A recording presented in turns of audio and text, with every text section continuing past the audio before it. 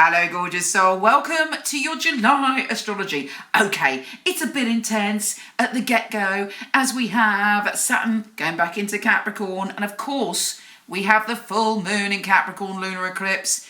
A lot of energy coming in, but it's a little bit more mellow than June. Here's your monthly astrology.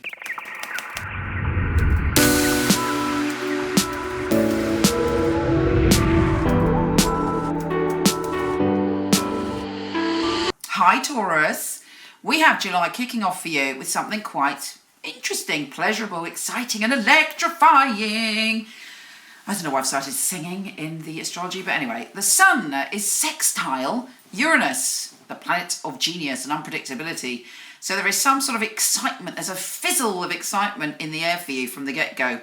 And it's quite an earthy month, so you feel quite comfortable. Saturn is going back into Capricorn, and for you, there might be a lot of conversations you're having that are really important, and you might be sort of exploring, as well as your friendships and who you collaborate with, you want to explore where you're going. Now, this is Saturn's desire to bring you into a space of adventure, yeah? So even though Mercury is retrograde, have the conversations that you need to have that will expand your horizons and allow you to spread your wings. You've been practicing this. It's super important for the evolution of your spirit, you know, to break out of routines and patterns and to open up to all of the universe's possibilities, of which there are many. And the sun sextile Uranus will give you a little, you know, exciting little something at the beginning of the month to keep you going. And then, of course, we have that full moon lunar eclipse, and that's in the same area. So there's something being revealed. And eclipses always unravel something. So for you, it may be that you suddenly realise what has been holding you back from really exploring and travelling and doing things connected to other cultures, to do with learning, to do with expressing your own unique self. It might be quite emotional, actually, but you've got a lot of energy at the moment. You can definitely cope.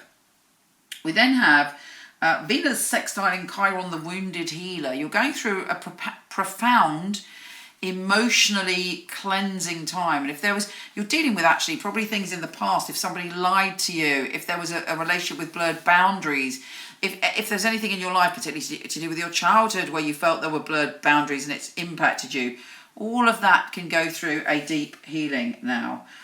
Mercury goes direct on the 12th, which is obviously good news. It doesn't quite come out of Mercury retrograde until the 26th, but you're thinking clearer, and I would imagine you have a whole host of communication, ideas, getting things out there, communicating with other people. All of that will be good for you. I mean, obviously, Mercury is retrograde, but doesn't stop you having the ideas. It may mean that you just can't put them into action straight away. Now, Mars and Chiron join forces in that energy for you. You really want to clear up and heal issues to do with acting really spontaneously on things that aren't true, you know? And that's not like you, but you're going through that at the moment. You're going through looking at the things in your life that were an illusion and how you acted when you didn't have the full picture or there were blurred boundaries. But as I say, a deep healing is coming to that area. The new moon is in your communication zone. As I say, communication is big news for you this week. So there is the opportunity of a new form of communication, one of your ideas to get out there in the world, for there to be a conversation that has deep importance and relevance to you. And you should be much more confident when it comes to communicating this month. Finally, we have Mercury opposing Jupiter. You're pretty confident this month, and you're pretty confident about expressing yourself and exploring. But don't just, the only thing with that is it's very positive because it makes you sort of want to learn and want to express yourself. But the only downside of that is you might be overconfident, so watch out for that. But generally this month, the main focus is on how adventurous you are, how willing you are to explore, and communication is the absolute key for the whole of this month for you. Excuse the drilling outside. Right, let's see what the tarot have in store for you for July. Taurus, use this as inspiration. Let's hope it works for you. through synchronicity, or if not, just use it symbolically. But let's see what message we have for the wonderful, fabulous Taurus. Taurus, this month, July. The World! You know, that's interesting because the World is the best card in the pack, arguably. It's about a peak experience. You know, when something happens and we're like, yeah, this is great. There's a great big roundedness to this fabulous moment. But also, the World, if you think about it, is quite like that energy that's coming up for you in July, which is all about travelling and exploring. There is so much of the world there for you. So that is definitely symbolic, as well as is literally a very interesting first card for you, considering what's going on astrologically. You may be feeling quite sad. I mean, that energy I was talking to you about, blurred boundaries, maybe situations in your past, could even be to do with addictions, secrets, you know, love relationships where you didn't know what was going on because either you were gaslit or, you know, nothing was said. So there may be some past grief that you're going through. I would say potentially around the full moon eclipse. But you are not trapped. If you feel you're trapped, I promise you, it's likely to be an illusion. When we get this card, you can rip off the blindfold and hop forward and free yourself from the prison. So are you feeling restricted and tied, or are you tying yourself to a situation? Don't do it, because the next card, fabulous news, is the Chariot. Your life can take off. It will take off, actually, this month. You're careering forward in all likelihood.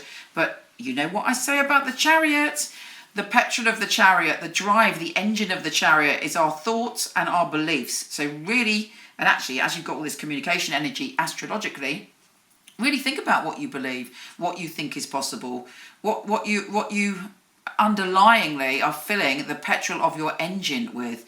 Is it beliefs, or is there old wounds, i.e. the stuff that's going on with Chiron, that's stopping you believing that you can experience love, that you can experience abundance, that life can transform for you? You know, fill your engine with good stuff.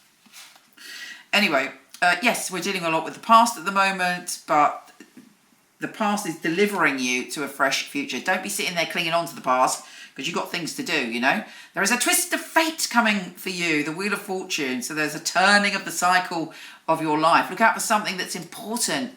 It's your destiny calling. Yes! And that is followed by the Fool, my favourite card, which is always about leaping in and spontaneously trusting your journey and a big shift coming. Wow. Anyway, you take care, gorgeous. I'm on Cameo now, should you be interested in a personal message. No pressure. But also, do come visit me on Instagram, @Michele Knight. Lots of love.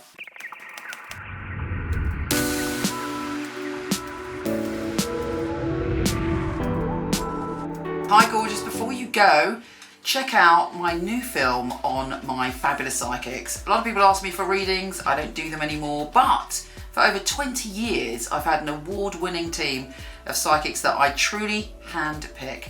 So check out the film, let me know what you think. The purpose of a reading, I feel, is very much to inspire people and to empower people. It's about hope. It's about guidance.